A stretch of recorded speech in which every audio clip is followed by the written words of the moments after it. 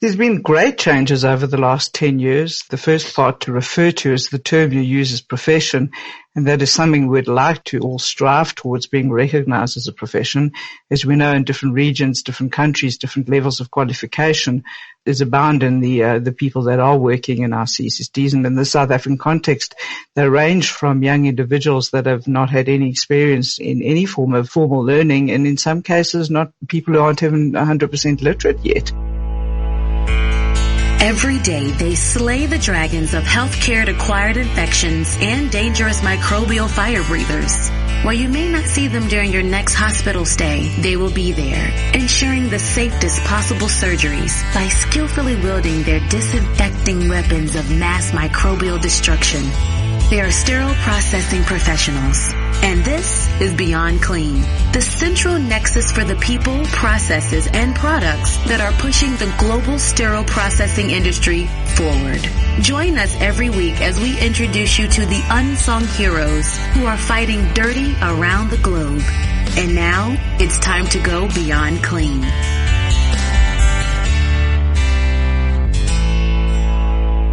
This week on Beyond Clean, we speak with Xana Jardine, decontamination clinical specialist and head of SAFMed education.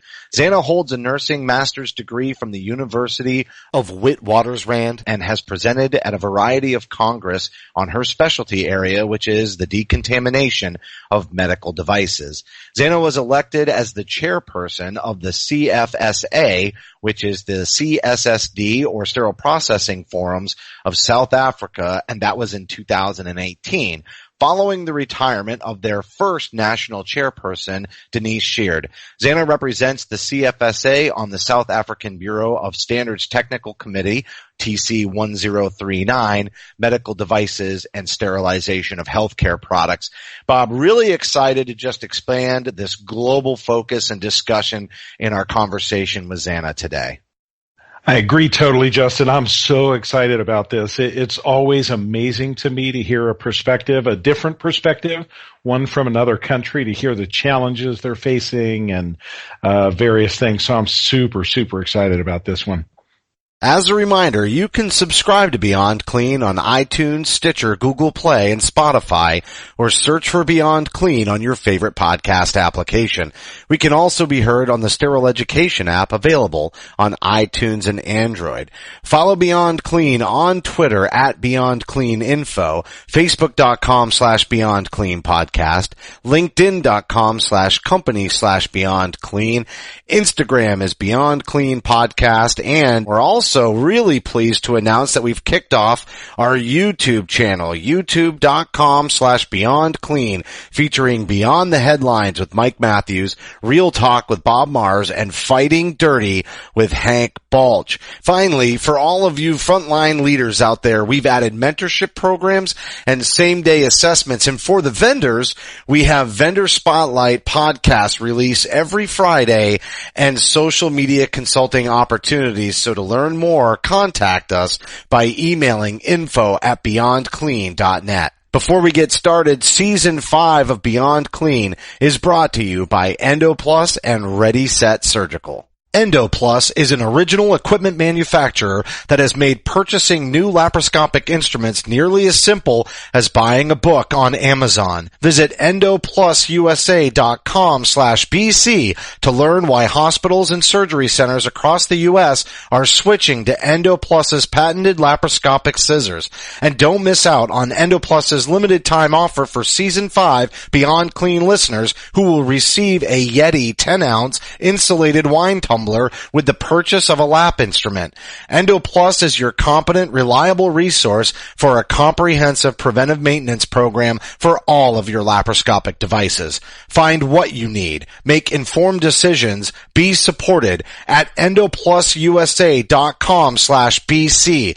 That's ENDOPLUSUSA.com/BC. Got loaners? Get ready set. ReadySet automates the loaner and consignment supply chain while driving greater transparency and accountability amongst vendors. ReadySet's cloud-based coordination platform consolidates logistics, documentation, and communication for all members of the procedural team to ensure that every procedure has the right equipment at the right time. With complete documentation. Interested in learning more? Listen to founder and CEO Kirthi Kanabadi's Season 1 interview on Beyond Clean. Sign up for a demo today, and as a loyal Beyond Clean listener, you are eligible for a 6-month no-obligation trial of the ReadySet platform. Just remember to mention Beyond Clean in your demo or trial request to take advantage of this offer. Are you ready? Get ReadySet. You're listening to Beyond Clean, the global voice of sterile processing. Joining us now is Xana Jardine, decontamination clinical specialist and head of SafeMed Education. Xana, thank you so much for coming on the show today. Thank you for the invite. So what's going to be really great about this interview is we always have said Beyond Clean is the global voice of sterile processing, and I know in your world we would refer to sterile processing as CSSD. And so we're going to be talking about a lot of these global perspectives, especially coming out of South Africa, and sterile processing perspectives and regional challenges. So I think maybe the biggest thing that we want to start with is giving all of our listeners an introduction to the CSSD forums in South Africa. Can you give us some background on that? Certainly. We're a group of like-minded professionals. We started off as a very informal set of regional workshops, people getting together, trying to find ways for people to learn more, share information, share knowledge.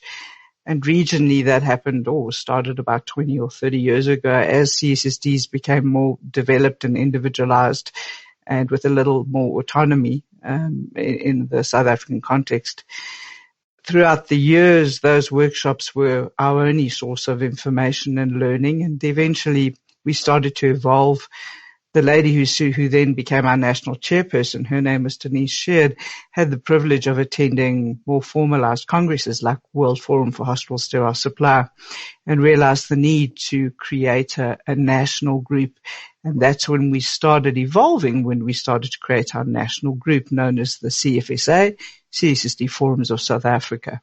Well, that's wonderful to hear about how you grew. It's always amazing to me to hear how either sterile processing or central service or medical device reprocessors or CSSDs, we all have this huge hunger for education. And it's just amazing to me to see professionals like you come together to just start out in regional programs and then ultimately growing into a national. So kudos to y'all for doing that. And I just think it's really amazing.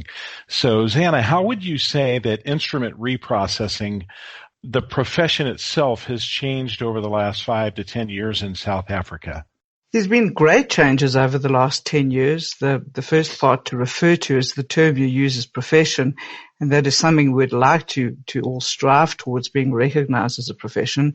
As we know, in different regions, different countries, different levels of qualification is abound in the people that are working in our CSSDs. And in the South African context, they range from young individuals that have not had any experience in any form of formal learning, and in some cases not people who aren't even 100% literate yet, are involved in our profession and are growing or hoping to be recognized as profession. We, however, have learned a lot over the last 10 and 15, 20 years, and the exposure to more and more internationally based stuff has made us realize that there's a lot out there and a lot for us to learn. As a result, we have moved away from or moved more towards automated processing, as in automated washer disinfectors, where in the past everything was completely manual. We have a diverse range or ability in our country where somewhere we're really resource stricken and other areas where we're not, where we have decent resources. And so the range is quite great. There's still loads of manual reprocessing, but a great move towards automated.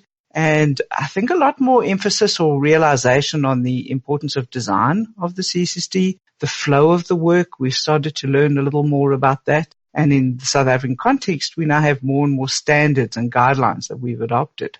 Yeah, that's excellent. A lot of times with automation, you're getting something more consistent. So when you're getting data, you can really look at process improvement probably more quickly and efficiently. And I also know that you have a master's degree in nursing, and so you have this clinical background, and you were just talking about moving this more towards a profession, sort of simultaneously making it more automated. But can you give us a little bit of a lay of the land in terms of how nursing and maybe the operating room theaters are interacting with sterile processing professionals? Because you obviously have, a little bit of perspective on both sides of the equation there.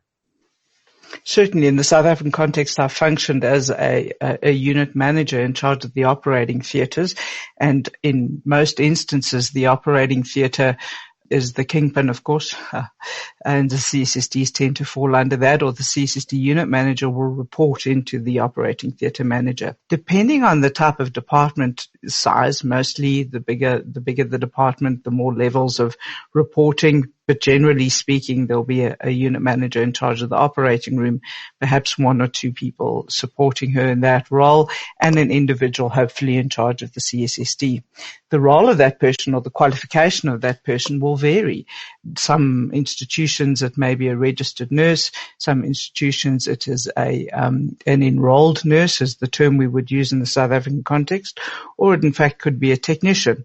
We thankfully have had some courses, very few, but some courses designed purely for CSSD technicians. And more and more people in the CSSD are becoming trained, but the training still is less formal. It's given mostly by companies. We have tried to develop in that we took on from the IDSC from the UK. We managed to present one of their courses for a period of time to try and grow and develop more staff in the South African context. So in terms of like certification, that's been a big push in the United States. Do you have a push for certification going on in South Africa? There is a goal that we would like everybody to be certified or qualified in some form, way, or means. And there is also a standard, a set of core standards, national core standards defined by the Department of Health that say that the individual in charge of the CSSD needs to be suitably qualified. There's no true definition, to the best of my knowledge, of what that qualification is, though. So that is a broad term, but of course we would all like to be as best qualified as possible. So there's no formal course, no formal specific guideline in terms of what or qualification for a CSSD person or the unit manager of a CSSD.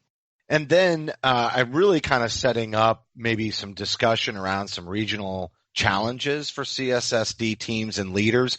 I know sometimes there can be a dynamic between CSSD and the operating room theater, and you kind of really laid out the reporting structure there, and then also just qualifications and how do we elevate somebody who is leading or managing CSSD to be able to advocate for that automation or technological improvements and ways to be able to do their job better. Does that align with some of the challenges that you see regionally, or are there other challenges that you're facing? Certainly. It is, as we know, it's an area in the hospital that is not an income generator, and it is one that requires a lot of support. We're finding that if we draw into our world infection preventionists and we rely on our infection preventionists in our hospitals to help support us, to help explain the need for what it is we need, the types of consumables, the types of equipment that we need. So that department needs a lot of support to be able to justify the expense or the cost of doing what it is we do. And of course, at the end of the day, to produce a medical device that's safe to use on a patient. So something that has come up many times in our conversations here in the U.S., and I'm curious if you know, in your own setting, the compensation challenges, and this goes into the question of certification and training and skill set, but there are many jobs in the United States that pay commensurate, if not more, with sterile processing, which have much lower expectations on the staff. So this may be restaurant work, this may be some type of retail position where it's not necessarily life or death. if you don't pay attention to detail and if you're not good at what you do. Do you see similar compensation issues there in South Africa as it relates to how you're competing against the market? Certainly. Again, we have many individuals who often start in the arena of cleaning staff and in that way try and improve their knowledge and have this desire to learn and often incredibly eager to learn, and as a result do learn and do grow. But the compensation is they start off as that of a cleaning person. And that's, as we know, not a well remunerated position to begin with. It's amazing to hear, Xana. So when we talk about all of the challenges that we face, it was really interesting to me to hear the literacy piece that you were talking about. And it's almost ironic here that in the U.S., so I'm in Texas, and we often will hire folks who English may not be their first language. So we will have challenges in folks that they want desperately to be certified, but they really struggle with reading and comprehension of the materials to pass the exam. And it's really amazing to me to hear this global challenges that we face really everywhere. Can you tell me what some of the I guess along those lines, what some of the biggest needs and challenges might be for CSSD technicians in your area? It's definitely exposure to knowledge. The more knowledge we have in a manner or a method that's easily acceptable or easy to understand or easy to interpret is really an ideal scenario. For example, when we're training the courses that I run, we use images, loads and loads of photographs from a Personal Protection Information Act perspective. It is tricky to manage, but we try to use photographs of that which is wrong and that which is right to try and illustrate good practice and try and illustrate poor practice. And we use the comparison to teach with. Also, when we're testing and we actually do our testing levels in the classroom setting, we have got groups of people from different ranges of education levels. So verbally you might refer to a microorganism, but then again you'll show an image of something which somebody else understands clearly, but you'll use the terminology of bug. So we try and compensate to do that, to be able to allow people access to knowledge. Another thing that I think is working for us and going forward seems to be working is making use of things like social media, making use of having most people get access to the internet generally via a smartphone and can do things like listen to these kind of podcasts, get information firsthand. I am finding podcasts, video formats, that kind of information or that access to information is really easy to understand and nice to follow. Oh, that's fantastic.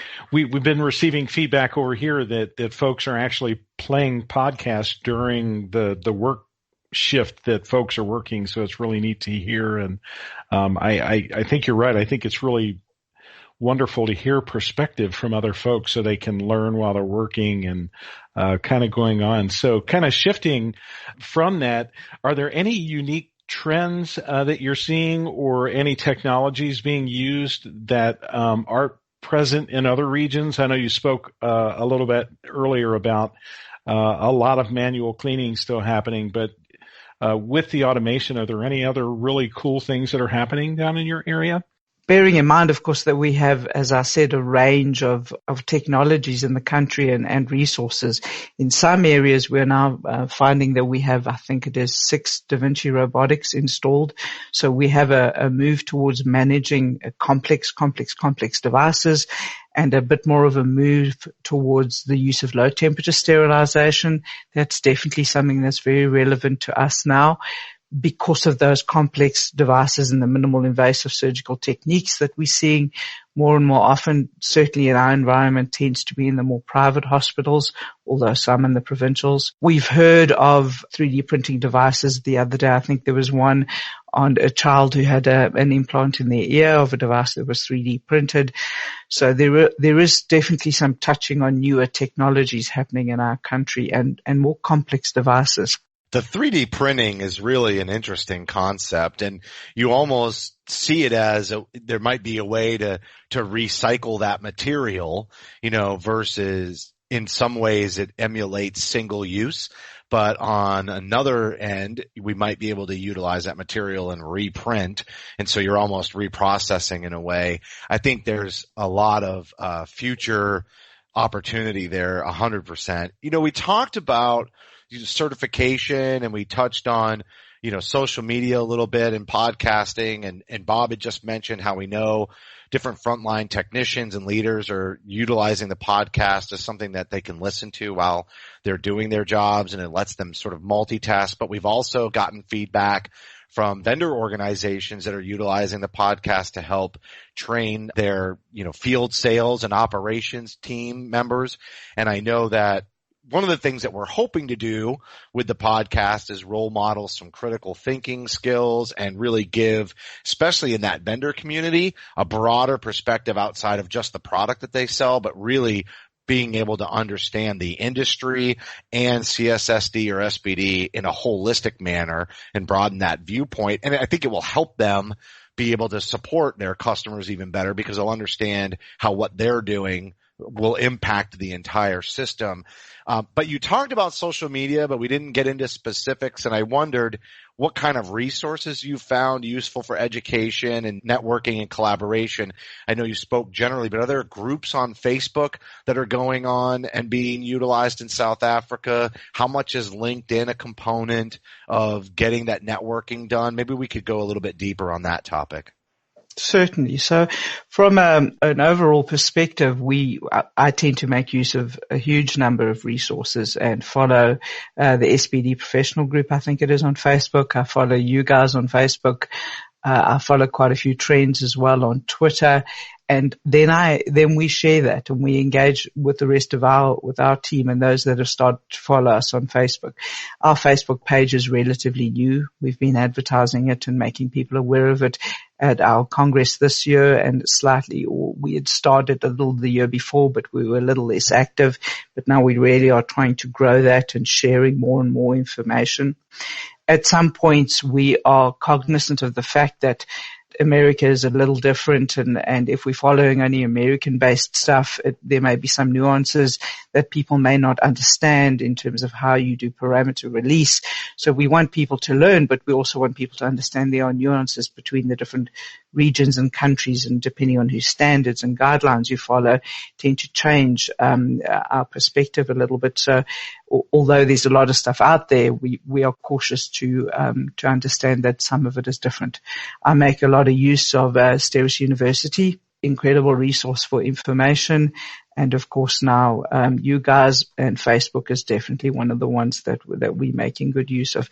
Twitter, we are growing in terms of sharing information, but we're still a little low on that. LinkedIn, a little bit of use on LinkedIn. Again, also some of the professional groups we follow on LinkedIn. And that's the source of information, what's happening in the country, what's happening in the world. And that gives us good headline news of things that matter and are of importance.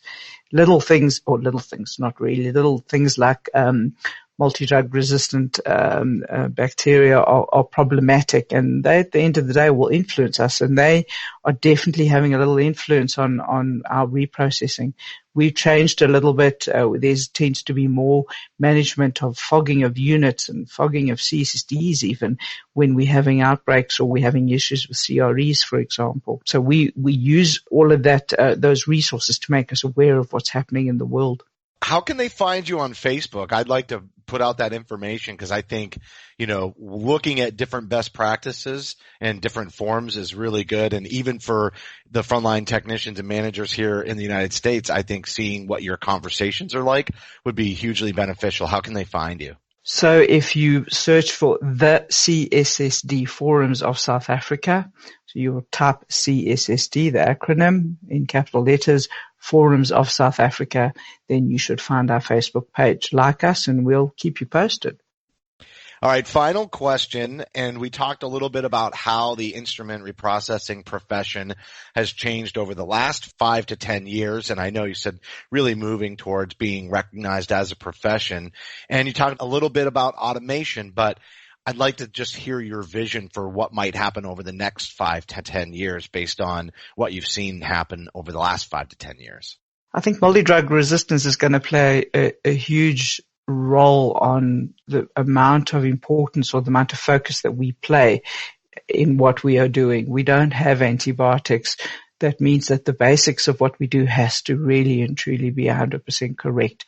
And I think that'll play more and more and more in our field, which means we'll have more controlled, I hope, and more standardized practices, and hopefully more ways of assessing that we are actually doing what it is we're doing by verifying and validating our various processes. And we're a little behind in that in the South African context, but hopefully that's where we will go. So we'll be a little bit more automated, and we'll have methods and procedures in place to actually verify and validate that the machine is cleaning, or that the manual process that you have just done is actually the way it should be.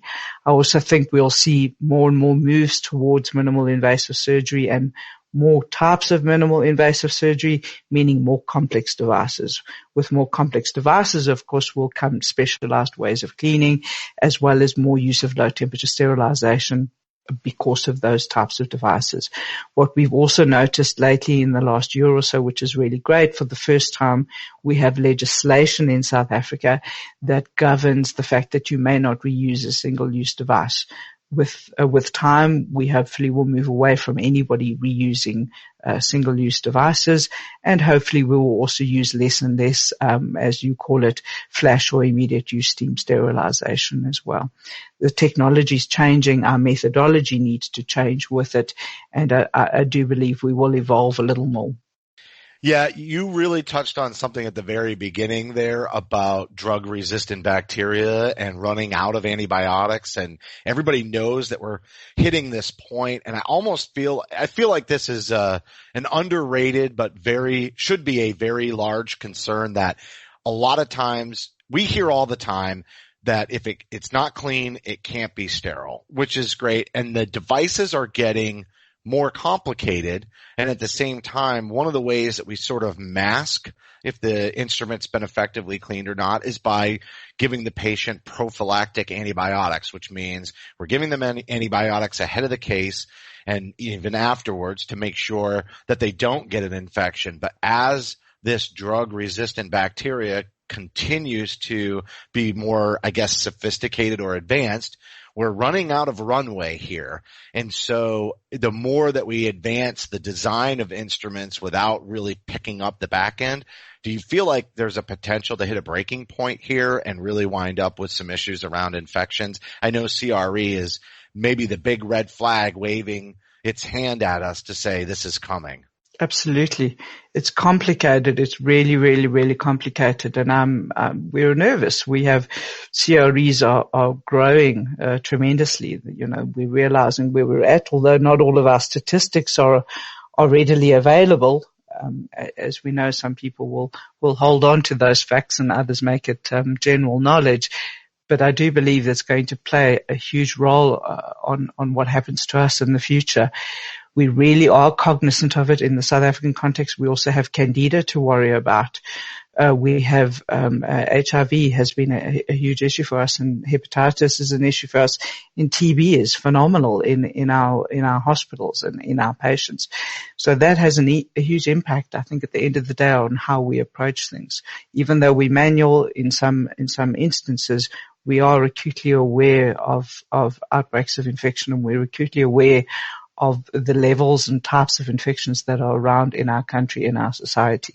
Xana, you did an amazing job. I really appreciate you making time for us today. It's always great to have that global perspective for our audience, and we do get many, many downloads in other countries. And so the more we can have individuals like yourself on the show, I think the better quality and the larger perspective that everybody that listens to the Beyond Clean podcast will have. So I just wanted to thank you so much for coming on. I know for us it's this morning right now, and for you it's this afternoon, but I appreciate you making time as we head into the weekend, and wanted to thank you again for all your insights. Absolute pleasure. Who will I meet at WFHSSS this year? You're going to meet Peter Nickel and Hank Balch. And Bob, are you going? I'm going. Super excited. Awesome. That was Xana Jardine, decontamination clinical specialist and head of Safe Med Education. Bob, I think that last part of the conversation was really almost like a call to action, and it really tied into Xana's whole movement, I guess, in South Africa towards more automated processes and also moving away from reusing single-use devices. So obviously they're really looking at the potential crisis with antibiotics that may be on the horizon, not just in South Africa, but across the world. Yeah, absolutely. It's really fascinating to me. We often talk about the challenges and get focused on the challenges that we face here. But man, when you hear some of the global challenges out there, and the things that they're having to deal with, particularly with infectious disease, it's really, really fascinating and kind of puts all this into perspective. It's also nice to hear that there's a big movement towards making sterile processing recognized as a profession, but definitely some work to do. As she said, very general sort of guidelines around what the requirements would be for somebody to be qualified. And again, I think this is going to be a challenge that we're going to see across the world. And so we continue to help raise the awareness and the need for that and help provide resources and tools to assist. Bob, what do you think is a big takeaway or a big step that we maybe have made in the United States around increasing sterile processing recognition as a profession? Yeah, I really think that the way that they're being looked at now, and I'm seeing more collaboration with the sterile processing department in the operating room. I'm seeing a much larger push for certification. We certainly have the national effort for certification happening, but locally I see it a lot more where hospitals are saying, hey, if you want to work for us, you're going to have to be certified. And that's really, really a good thing. So it's something that I see quite a bit. All right, that's going to do it for this week's show. As a reminder, you can help support us by subscribing to Beyond Clean on iTunes, Stitcher, Google Play, and Spotify. Simply search for Beyond Clean Podcast. We'd certainly appreciate a rating and a review because your feedback is important to our show. And if you have any future topics that you'd like us to cover, or if you want to share a picture anonymously on our Instagram page, just send an email to info@beyondclean.net. On behalf of Hank, Mike, Bob, and myself, thank you for listening to another edition of Beyond Clean.